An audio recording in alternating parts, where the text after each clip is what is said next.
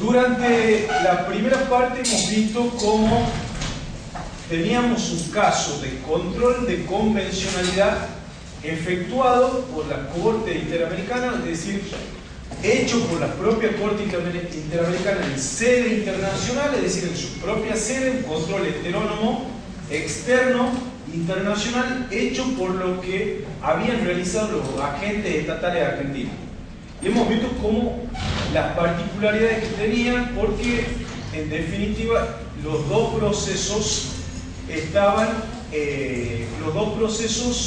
terminaron siendo uno solo. Ahora vamos a ver otro proceso, otra causa, que es la causa que se llama Atala Rifo y Niñas contra Chile. Aquí vamos a ver que el control que hace la Corte Interamericana es un control de convencionalidad por las interpretaciones que hicieron los tribunales chilenos. Es decir, lo que cuestiona o lo que va a cuestionar la Corte Interamericana en el caso Atala Rifo, que es el nombre de una jueza chilena, es por el sentido, por el contenido de las interpretaciones que hicieron los órganos jurisdiccionales chilenos. ¿De qué se trata el caso Atala Rifo? Atala Rifo es una jueza de primera instancia que estaba casada con un abogado. En un momento dado deciden separarse de hecho y tenían tres hijas en común. Entonces comienza la discordia por la convivencia, por la tenencia de las menores. Por eso el caso se va a llamar luego Atala Rifo y Niñas contra Chile. Atala Rifo, la jueza, un año después de la separación de hecho, comienza una nueva pareja con una mujer. ¿Está claro? Comienza una relación con una mujer. Comienza una relación con una mujer y comienzan a vivir las dos mujeres con las tres niñas y con un hijo anterior que tenía Atala Rifo. ¿Está claro? Sí. Uno de cada uno. No, perdón. ¿Cuál es la? Atala Rifo y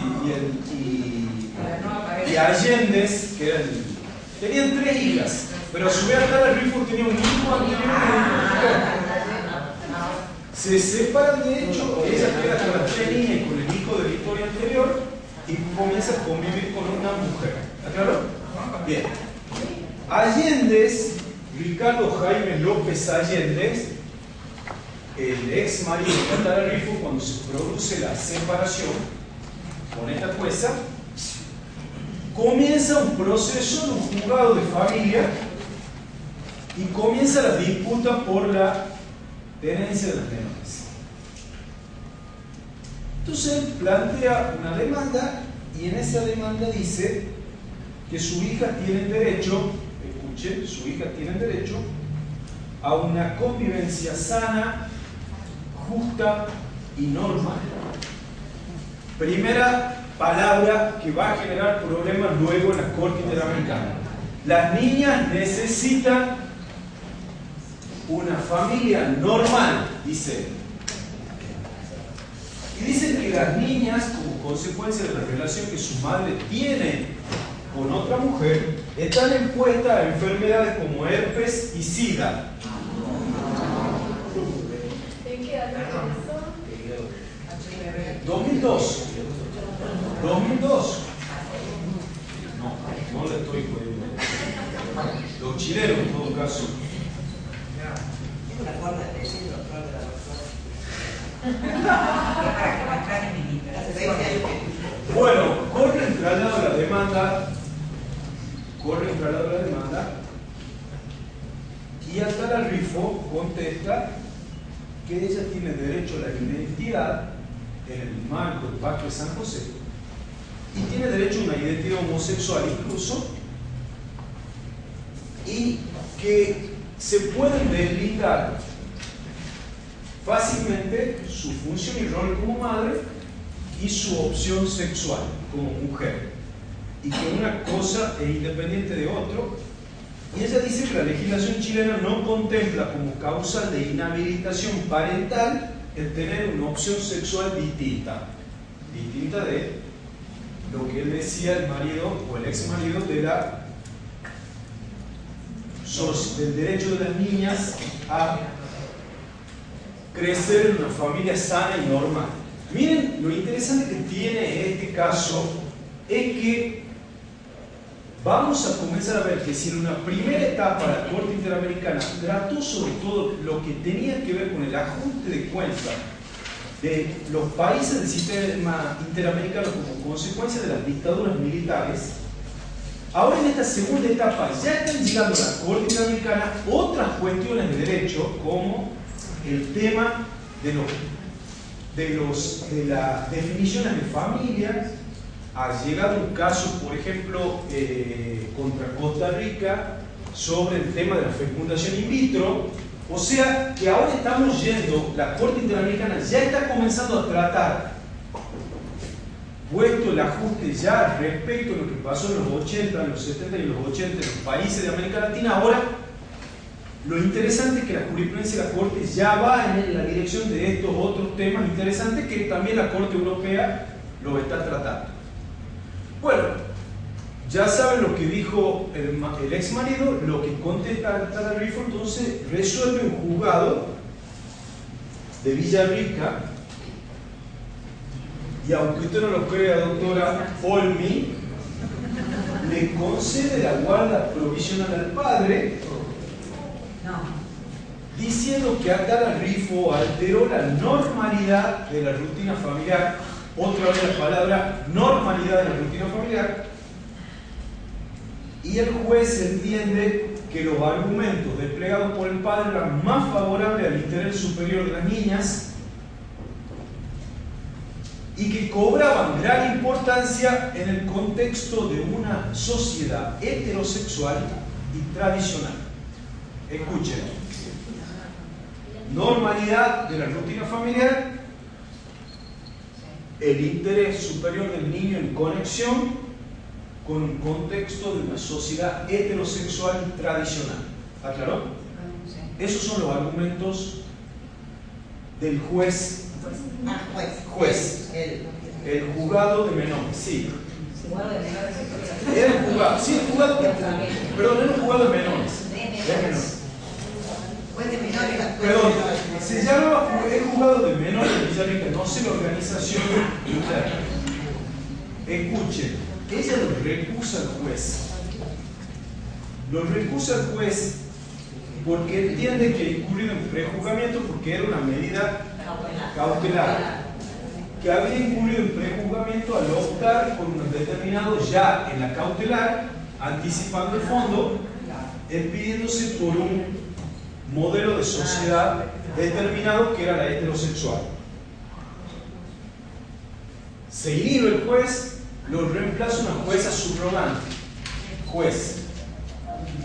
El 29 de octubre de 2003, la jueza subrogante dicta una sentencia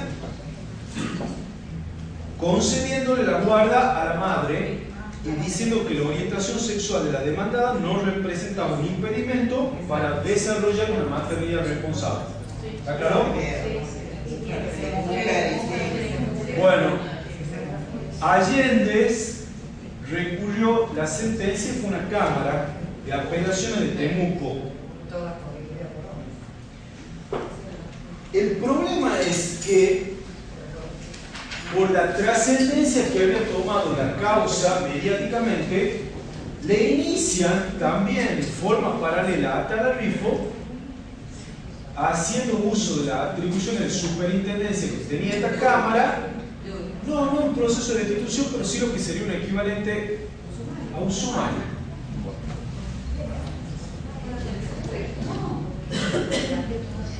Por favor, le inician una suerte de sumario a Temuco, a la jueza. Sí, porque al mismo tiempo alguien dijo que la jueza había mandado con su pareja, correo electrónico, de la computadora. Entonces comienza una serie, lo que ella siente que es una persecución interna, y en esa actuación administrativa interviene uno de los camaristas que a su vez forma parte de la cámara que tenía que expedirse sobre el recurso planteado por su ex marido. En ese sumario administrativo incluso parece que se le cita a declarar a la gente que estaba en el baño de mujeres del juzgado para ver qué conducta tenía, o sea, qué conducta tenía la mujer en el baño. Sí, ella dijo algo clave. Dijo algo clave que la Corte lo va a decir, la Corte Interamericana: la sexualidad. O sea, la obsesión en todas las secuencias de los órganos jurisdiccionales chilenos y administrativos fue a la sexualidad, que es un dato que la Corte Interamericana va a tener especialmente en cuenta. Es decir, que la actuación administrativa terminó indagando acerca de su sexualidad. ¿Está claro? En el baño, la consulta, le consultaban a la señora que limpiaba el baño cómo era el comportamiento sexual cuando iba al baño, etc.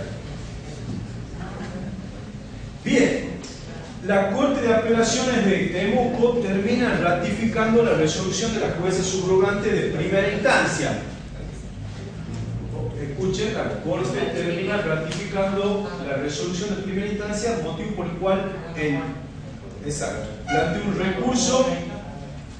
Allende planteó un recurso, el padre de la niña planteó un recurso, y se expide la sala cuarta de la Corte Suprema de Justicia de Chile, está dividida en sala, el 31 de mayo de 2004, en un fallo dividido, 3 votos contra 2, y concede la tuición definitiva de las menores al padre, la Corte chilena.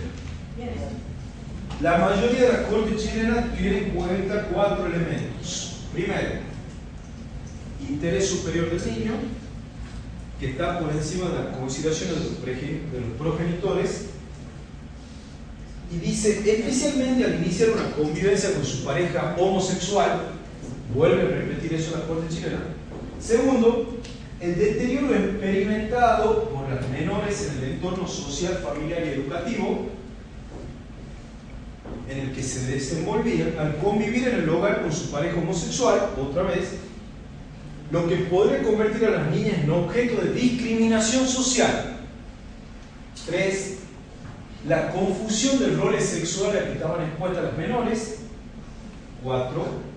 El estado de vulnerabilidad social debido a un entorno familiar excepcional. Otra vez, la normalidad y la supuesta excepcionalidad de este contexto en el que las menores estaban creciendo,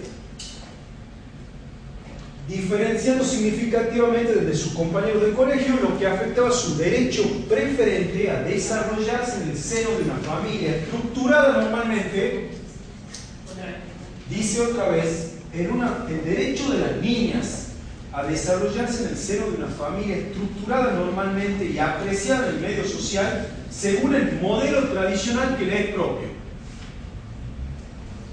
Eso sostiene la Corte chilena. ¿Está claro? Esto, el fallo es del 31 de mayo de 2004. Ustedes se sorprenden, pero antes de seguir, yo quiero que nosotros recordemos que en el año 1991, no tan lejos, a la Argentina se llegó la famosa causa CHA, Comunidad Homosexual Argentina, durante la Corte con su conformación anterior. La Corte Argentina llegó el caso a la Corte, el famoso caso CHA, en el que se discutía si se le podía reconocer personería jurídica o no a la comunidad homosexual, y la Corte consideró que no. Pero porque habían, no es que le dijo que no al derecho, sino que faltaba un recurso administrativo o algo así. No, pero esa ya es la segunda. O sea, no la mano, no le dijo no al pero derecho. esa es la segunda. En la primera, con la conformación anterior de la Corte, La Corte dice que no porque no estaba entre los objetivos perseguidos o que la promoción o defensa de los valores de los homosexuales no era compatible con el bien común o no era funcional al bien común. Y el doctor Bogiano, aunque a ustedes les sorprenda, sostuvo lo siguiente en esa sentencia. Dijo que el bregar porque la condición de homosexual no sea discriminada con tan amplio alcance como lo que se contempla el antes transcrito artículo de los estatutos de la recurrente, o sea, la comunidad homosexual, puede ser razonablemente considerado como una pública defensa de aquella condición en grave conflicto con los principios familiares, sociales, morales, religiosos y jurídicos imperantes en el país. O sea que no nos tenemos que sorprender la decisión de los chilenos teniendo en cuenta este antecedente argentino. ¿Sí? En su momento, aquel gran jurista que nos falta ahora, que es el doctor Nino, cuestionó diciendo que este era un fallo absolutamente perfeccionista. Perfeccionista se le llama a aquellas doctrinas morales que sostienen que la perfección del hombre es objetiva e independientemente de los deseos del hombre. Es decir, que se le puede imponer a las personas que sigan una determinada línea con independientemente de lo que ellos exijan, elijan para su moral privada. ¿Está claro? El doctor Nino lo calificó como un ejemplo nefasto de perfeccionismo a esa decisión. Y la Corte, y en ese momento, aunque a usted les parezca extraño, la Corte Argentina tuvo en cuenta que incluso todavía habría algunas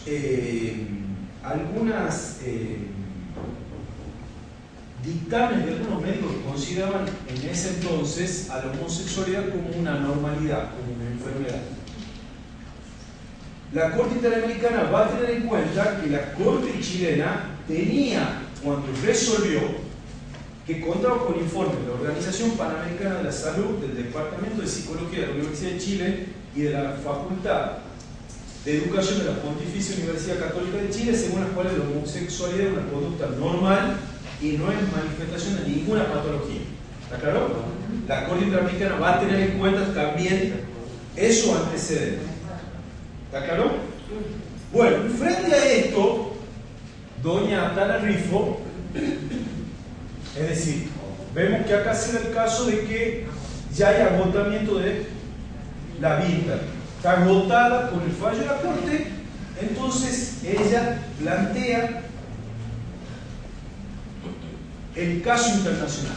Primero la denuncia ante la Comisión Interamericana de Derechos Humanos y luego la Comisión Interamericana de Derechos Humanos sostendrá el caso ante la Corte.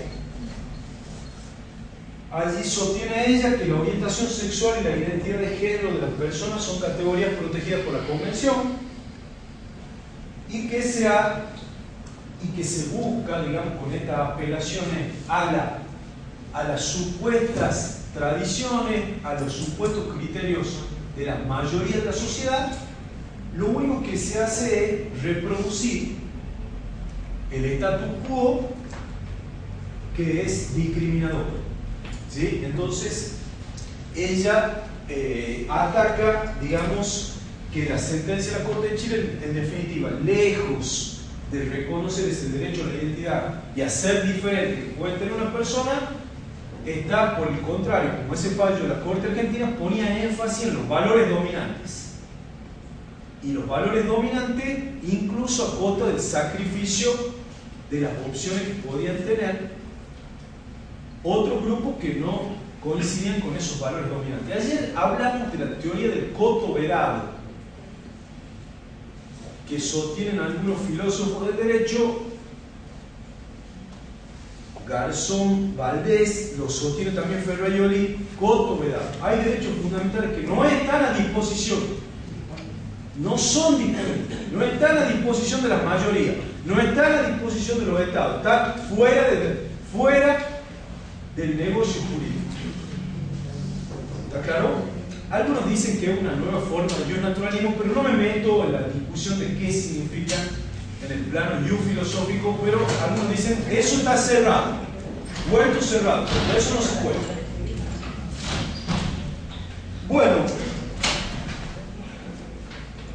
¿qué dice la Corte Interamericana cuando se expide en el caso Atala Rifo? ¿La separan del cargo también? Creería que estuvo suspendida temporariamente, pero luego la repone. Pero luego del fallo de la Corte.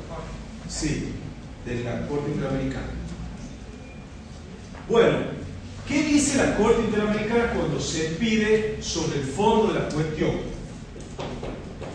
La Corte dice que, obviamente, la orientación sexual de Atala Rifo fue el desafortunado eje sobre el cual las autoridades chilenas articularon su argumentación.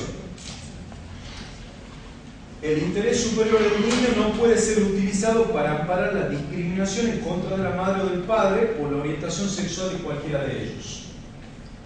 El interés superior del niño no se vulnera con la homosexualidad de los padres. La orientación sexual de la madre o del padre no tiene efecto negativo para el bienestar psicológico, emocional, el desarrollo de la orientación sexual y las relaciones sociales del niño o niña. Porque si no, significaría petrificar una concepción tradicional sobre el rol social de las mujeres solo como madres y exigirle que renuncien a un aspecto esencial de su identidad como lo es la sexualidad. ¿Está claro? Eso responde la Corte. La Corte entendió que se le dio un trato discriminatorio del derecho a la igualdad en conexión con el artículo 1 del Pacto de San José. Las niñas también fueron víctimas de este trato desigualitario, puesto que se tomó en cuenta consideraciones sobre la homosexualidad de la madre que no habrían utilizado si el proceso de tuición hubiera sido entre dos padres heterosexuales. Miren qué interesante. La Corte dice que no solamente se le afectó a la madre, sino también a las niñas, porque los juzgadores en Chile no hubiesen respondido de la misma manera si los padres de los menores hubiesen sido heterosexuales, con lo cual la discriminación se proyectaba también respecto de los hijos. Y por encima del interés superior del niño. Por encima, claro, acá fíjense cómo la Corte, habíamos dicho ayer, ¿qué caracteriza los derechos humanos en esa definición de Alexis? Decíamos ese carácter excepcional hasta el hartazgo, son bienes de la máxima relevancia, a los cuales se les reconoce la máxima jerarquía, se busca la máxima eficacia de su aseguramiento con la máxima determinación. Entonces, cuando uno va a definir qué es el interior superior del niño, no hay una definición en el pacto, sino que ahí sí trabaja, ya habíamos dicho, qué es lo que caracteriza a estos tiempos denominado neoconstitucionalismo.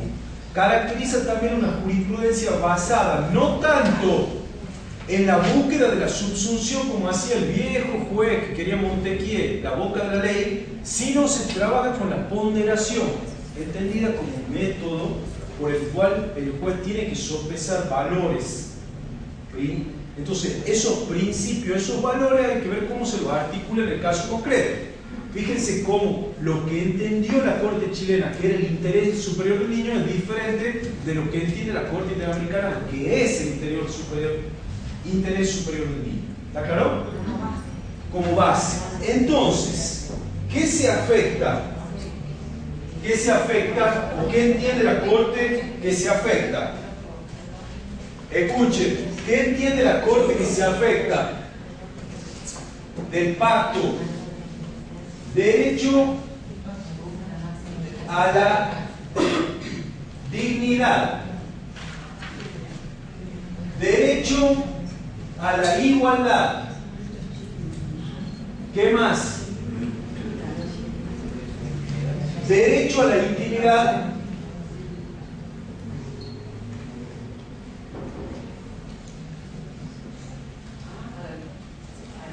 Escuche, la Corte va a sostener derecho derecho a la igualdad, derecho a la privacidad o a la intimidad. Bien. Muy interesante aquí, una breve digresión. Otra vez lo cito el maestro Nino, distinguiendo el doctor Nino siempre cuando hablaba sobre ese sagrado artículo que tiene la Constitución Argentina, que es el 19, y en conexión el 19, el 18, decía que había que distinguir los actos hechos en privados de el derecho a la privacidad, porque el artículo 19 decía, había que distinguir, digamos, el derecho, los actos privados, digamos, los actos privados, que en la medida en que no afectan a la moral ni al orden, ni perjudican a terceros, dicen que están exentos de la autoridad de los magistrados y solo reservados a Dios. Entonces Nino decía, ojo, no tenemos que restringir el ámbito del 19, que es mucho más amplio que pensar que se refiere a actos hechos en privado. Nino dice, el 19 es mucho más amplio porque hace referencia a aquellas, todos trayectos de la vida personal que suponen una moral privada y que uno tiene el derecho de exteriorizarlo o no exteriorizarlo. Mientras que más restringido, como dice la Corte de Estados Unidos, el derecho a ser dejado a solas, que es el derecho a la intimidad. Entonces Nino dice, por los papeles privados, en el 18, el derecho a la intimidad ya está preservado. Repito, el derecho a la intimidad Nino los extrae del 18, mientras que del 19 habla de un derecho más amplio, que es a la moral privada que se puede proyectar o no en sociedad, mientras que en el de la intimidad yo no quiero que nadie lo vea, solo conmigo mismo. El derecho a ser dejado a solas consigo mismo, como dice la Corte de Estados Unidos, y lo repite la Corte Argentina, Petracchi, en el voto de la causa Bastelica. Allí habla del derecho a ser dejado a solas. Intimidad. Relación de uno consigo mismo, a solas, sin interferencia de nadie. Mientras, eso es derecho a la intimidad.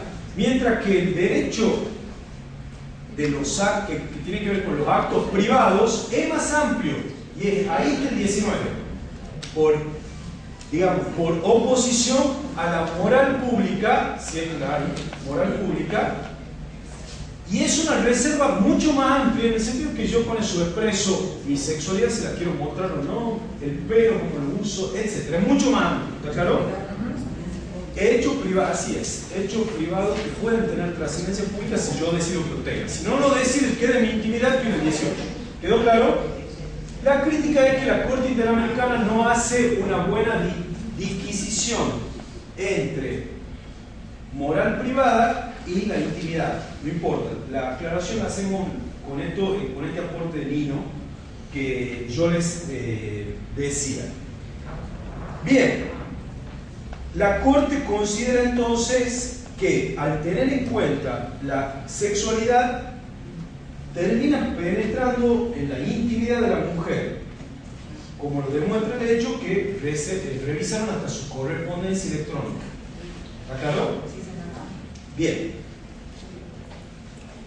¿Qué más dice la Corte Interamericana que Chile no protegió? Y ahí entra, amigos, les dije otra vez, artículo clave del pacto, 8 y 25. 8 y 25, garantía judicial. ¿Garantía judicial en respecto de quién? De las menores. ¿Por qué garantía judicial de las menores? Y esto también lo refuerza la Convención de los Derechos del Niño. El derecho del niño a ser oído, si bien es cierto, se las escuchó a las niñas, lo que la Corte Interamericana le va a reprochar, a la Corte chilena y a los órganos jurisdiccionales chilenos, es que en el momento de motivar la sentencia, no motivaron no tuvieron en cuenta, no hubo consideraciones respecto de lo que las niñas habían dicho, y la Corte dice que... Dice que fueron citadas, perdón, en el proceso de nena. Por supuesto, eso en Chile, la citaron a las niñas y las niñas dieron dieron su opinión de lo que sucedía, quedó en reserva. El problema es que la Corte chilena, en el momento de fallar, no motivó por qué tomaba una decisión en contra. Es decir, la Corte dice, yo siempre oír a los menores no es solamente sentar que ellos hablen y a mí formalmente ya les di la oportunidad que digan lo que piensen y chao, sino que en el momento de resolver uno tiene que ponderar lo que dijeron los menores y con mayor razón el deber de motivar de los jueces cuando la resolución que el juez vaya a tomar sea en sentido contrario de lo que los menores hayan manifestado. ¿Está claro? Es decir, la doctrina que surge de la Corte Interamericana es, hay que escucharlo a los niños, no solamente oírlo, sino escucharlo, es decir, oírlo con atención. Y en el momento de resolver hay que motivar. Y esa motivación tiene que ser mayor si la resolución que va a tomar el órgano jurisdiccional va en sentido contrario de lo que manifestaron los niños como deseo. Se requiere el doble de motivación. ¿Está claro? Entonces la Corte Interamericana consideró que la Corte chilena no adoptó una decisión en la que se razonara sobre la relevancia atribuida a las preferencias de convivencia con la madre expresadas por los menores y las razones por las cuales se apartaba de la voluntad de las tres niñas, o no motivó por qué consideraba legítimo contradecirlas. Repito, la Corte chilena, dice la Corte Interamericana, no adoptó una decisión en la que se razonara sobre la relevancia atribuida a las preferencias de convivencia con la madre expresadas por las menores, ni tampoco dio las razones por las cuales se apartaba de la voluntad de las tres niñas, o no motivó por qué consideraba legítimo contradecir dicha voluntad. ¿Está claro? Párrafo 208. Párrafo 200, la Corte dice, las opiniones del niño tienen que ser evaluadas mediante un examen caso por caso. Párrafo 199, la Corte dice, el mayor acceso del menor de edad en la medida de lo posible al examen de su propio caso. Los menores no son objeto de derecho, sino que son sujetos de derecho, en el marco de su desarrollo y pensando que son sus derechos progresivos. Y al mismo tiempo, la Corte Interamericana dice que los menores tienen los mismos derechos que los mayores con un plus. No tienen los mismos derechos, tienen más derechos. Repito, los mismos derechos de los mayores con un plus.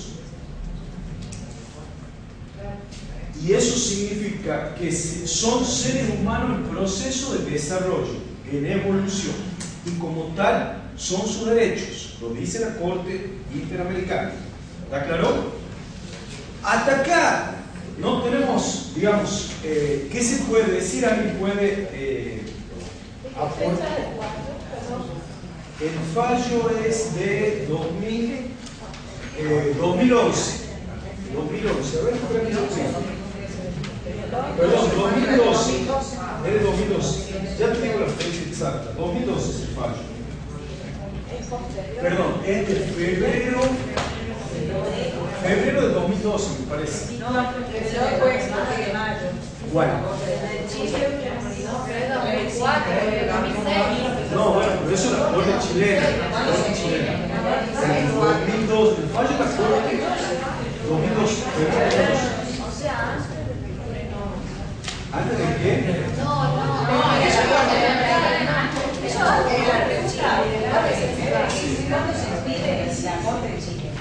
¿Cuándo se pide la Corte? En el 2004.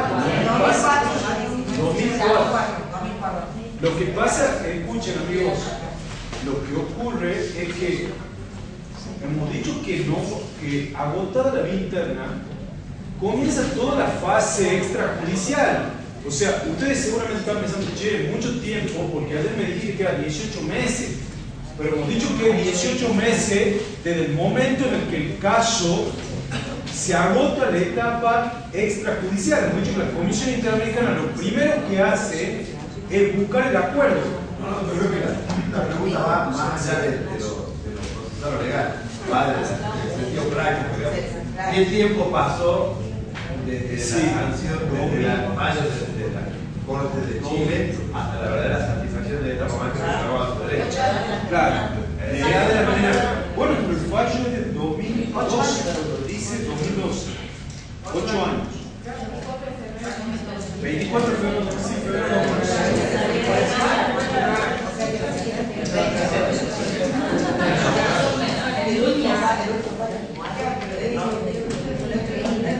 Escuchen, ¿alguna observación que se pueda hacer? ¿Alguna reflexión? Bueno, sí. Pasó 8 años. 8 años.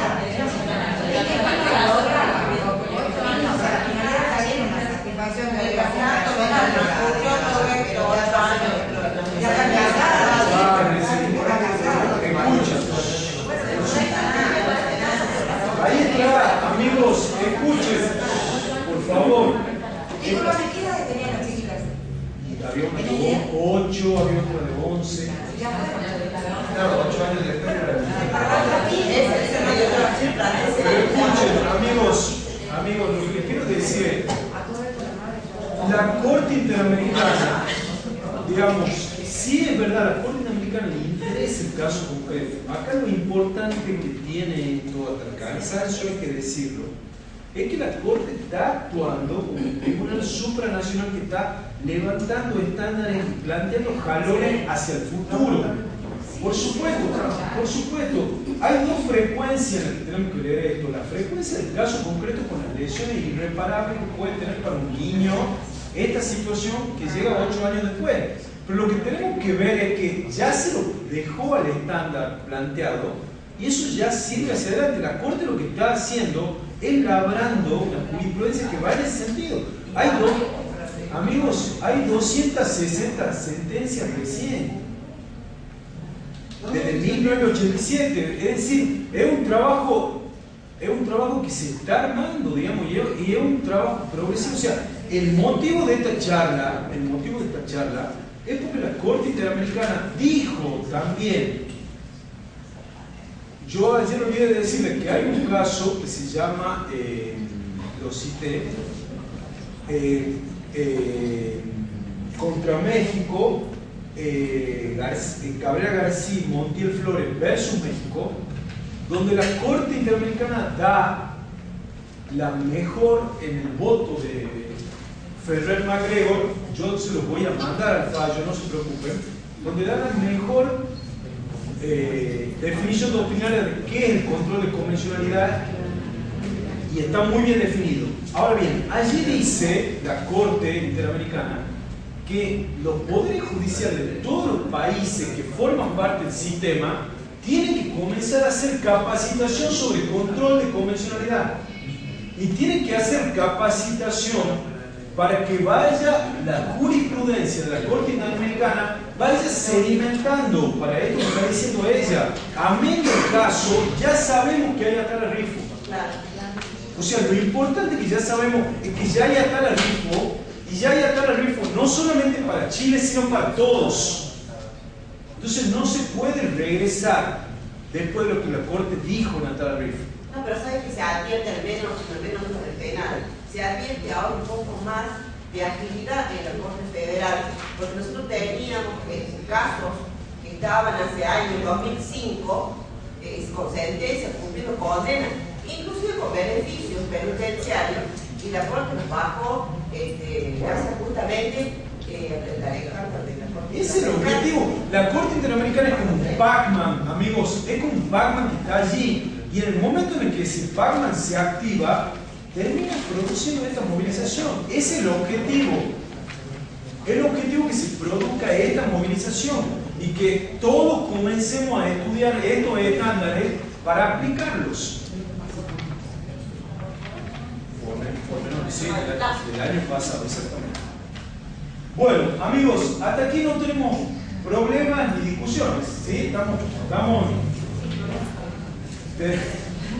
Quiero decir, respecto del caso,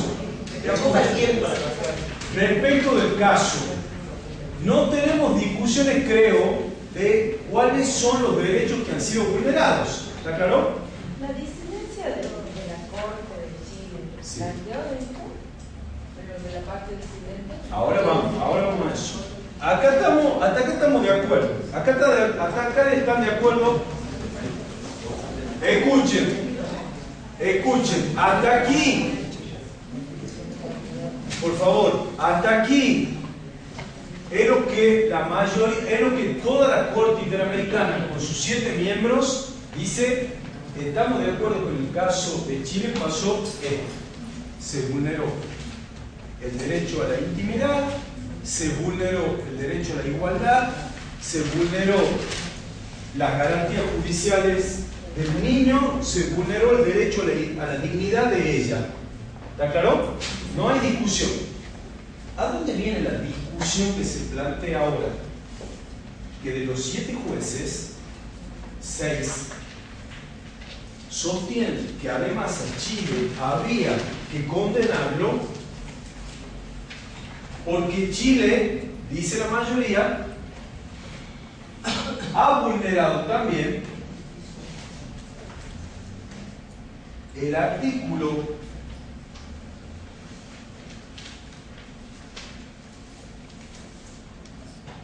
del pacto vinculado con la familia, el derecho a la protección de la familia, artículo 17 del pacto.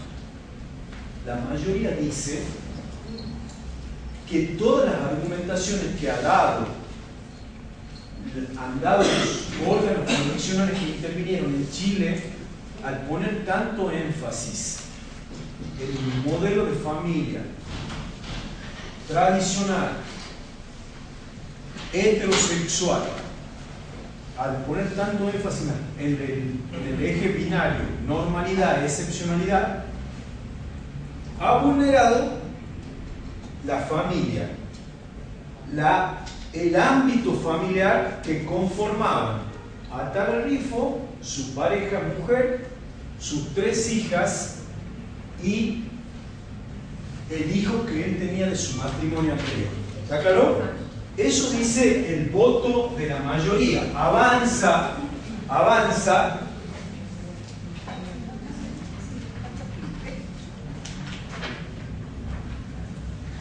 y cita, y aquí otra vez eso que hemos dicho, cómo los tribunales transnacionales se citan mutuamente y cómo la Corte Interamericana cita un famoso caso de la Corte del Tribunal Europeo de Derechos Humanos, que es el caso Schalk y Koff versus Austria. Schalk y Koff versus Austria, donde el Tribunal Europeo dijo que la noción de vida familiar abarca a una pareja del mismo sexo que convive en una relación estable de facto, tal como abarcaría una pareja de diferente sexo en la misma situación. La Corte Interamericana, replicando a la Corte Europea, dice: los tratados son instrumentos vivos, interpretación dinámica. No existe un modelo único de familia, y que en el caso concreto se había constituido un núcleo familiar preservado por el artículo 17.1 del Pacto de San José, dado que existía una convivencia, un contacto frecuente y una cercanía personal y afectiva entre la señora Atala, su pareja, su hijo mayor y las 3 niñas, sin perjuicio de que las menores compartían otro entorno familiar con su padre, ambos protegidos por igual.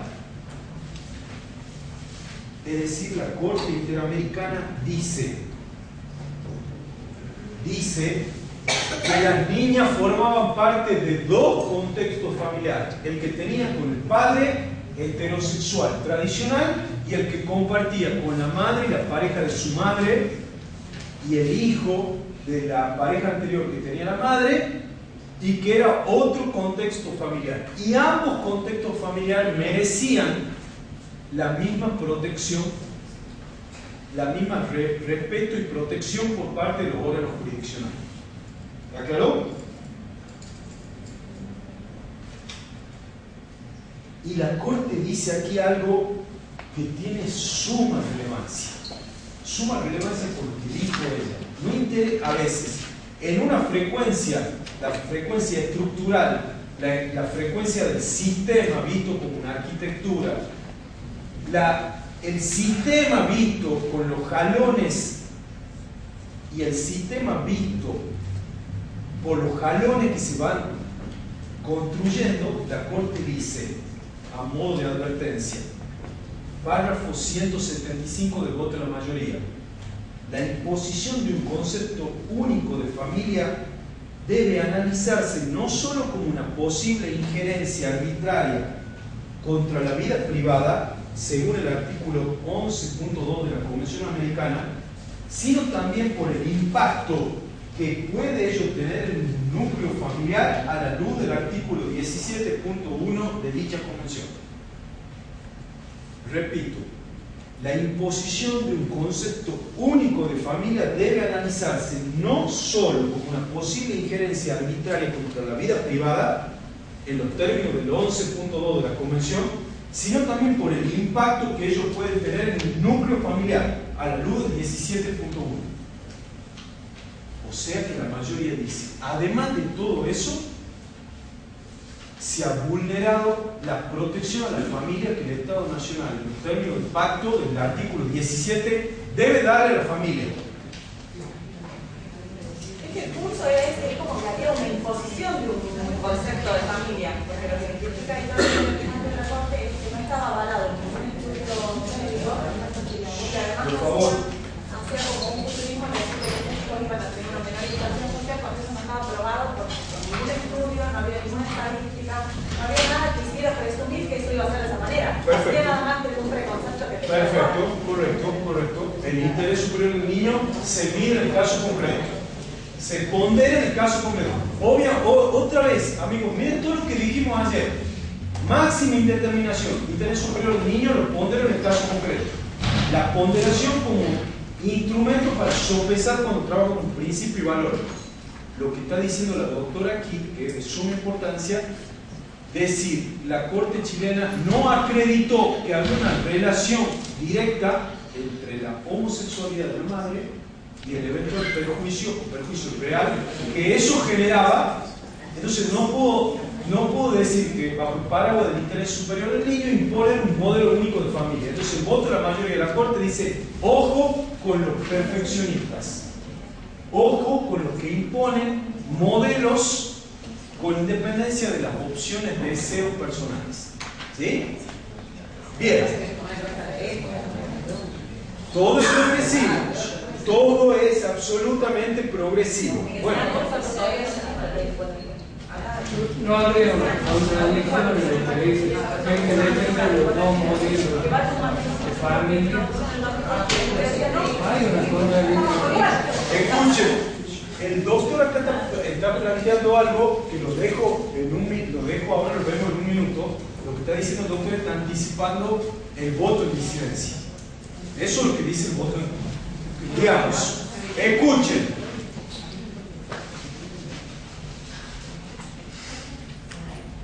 Hemos dicho que la Corte en pleno, los 7 jueces de la Corte habían dicho: se afectó la dignidad, se afectó el derecho a la intimidad, se afectó el derecho a la igualdad, y el voto de la mayoría filtra, además de eso, la protección a la familia a la que tenía derecho a atar al grifo su pareja, etc. ¿Está claro? Ahora bien, en disidencia se levanta uno de los jueces, Pérez, y dice, el juez dice que el artículo 17 de la Convención contiene una serie de disposiciones conexas entre sí que podrían interpretarse en el sentido de que presuponen que la familia se basa en el matrimonio o la unión de hecho heterosexual. Escuchen, amigos, acá tenemos el voto de la disidencia, dice: yo estoy de acuerdo con que se abrazó todos estos 4 derechos de los que hablaba: derecho a la dignidad, derecho a la igualdad, derecho a la intimidad y las garantías judiciales de los menores. Pero me planto ahí. Nosotros no podemos avanzar más, no podemos penetrar más, hasta ahí. ¿Por qué? Porque si yo avanzo más, comienzo a lesionar el margen de apreciación nacional. ¿Por qué? Porque, como dice acá la doctora, todo es progresivo y ya me estoy metiendo contra las normas de fondo de los países respecto a las regulaciones de lo que se entiende por familia. ¿Qué se entiende por familia? Y al mismo tiempo le dice, verán acá que hay 2 interpretaciones, y que esto es algo que ustedes vamos a ver en el próximo encuentro, que va a venir alguien experto en semiótica para ver qué es este gran tema que se abre ahora, que es de la interpretación. ¿Qué es la interpretación? Algo que el derecho no, más allá de decir, bueno, la interpretación histórica, la voluntad del legislador, la interpretación de la ley, la interpretación dinámica, la interpretación sistemática, hasta ahí llegamos. Otras disciplinas han avanzado más en materia de interpretación. Entonces acá verán que hay 2 interpretaciones. La interpretación dinámica que propone la mayoría, que dice los tratados son instrumentos vivos, en movimiento. Entonces les replica en disidencia, le dice, muchachos, llegamos hasta aquí. Porque si nosotros nos metemos con el artículo 17 y la familia, lo primero que tenemos que explicar es que de la letra del 17 del pacto surge que habla que familia es la unión entre un hombre y una mujer. Entonces lo primero que tenemos que hacer es problema con la interpretación del 17. Entonces yo les pido que no nos metamos con el 17. Ya debería de meterse en el derecho interno de cada país. Bueno, a eso estamos hablando. ¿Cómo? Pero claro, el tipo dice, nos metemos con